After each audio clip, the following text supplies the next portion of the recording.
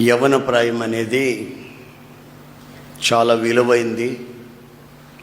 ఎంత విలువైందో అంత ప్రమాదకరమైంది కూడాను. ఈ విలువైన దాన్ని ప్రమాదకరంగా మనం మలుచుకోకుండా ఉండేటట్లు మనల్ని నడిపించగలిగినటువంటి ఒకే ఒక మార్గదర్శి పరిశుద్ధ గ్రంథం బైబిల్. ఈ బైబిల్ని మీరు ఎంత చదువుతారో అంత చక్కటి మార్గంలో మిమ్మల్ని తీసుకొని వెళుతుందని అనేకుల సాక్ష్యాలను బట్టి, నా వ్యక్తిగత సాక్ష్యాన్ని బట్టి కూడా నేను గ్రహించాను. ఒక్కోసారి కొన్ని విషయాలు నేను వింటున్నప్పుడు నా హృదయం బద్దలైపోతుంది.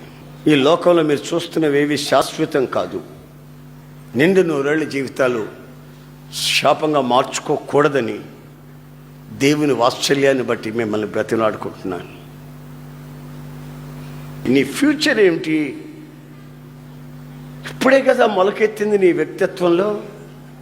నీ జీవితం ఏమవుతుంది అని ఆలోచించకుండా మొలకెత్తిన వెంటనే గోరుతు గిల్లేసేసుకుంటే ఎండిపోద్ది, శాపంగా మారిపోద్ది. తగలబడిపోతే ఎలాగా? జీవితంలో ఎంతో మనం సుఖపడవలసింది, నెమ్మదిగా జీవించవలసింది, ఇతరులకు ఆదర్శంగా మార్చబడవలసింది, ఇతరుల్ని ప్రభువులోకి నడిపించవలసింది. మనం ఆరాధించే దేవుడు పరిశుద్ధుడు.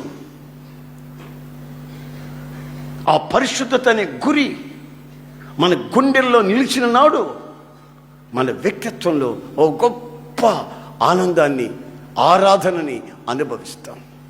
కూర్చున్నా, నిలబడుకున్నా, కాలేజీలో ఉన్నా, బయటకు వెళ్ళినా, వస్తున్నా, ఫ్రెండ్స్తో ఎక్కడున్నా సరే నీ పవిత్రతని నీవు కాపాడుకోవాల్సిన బాధ్యత నీ మీద ఎంతైనా ఉంది.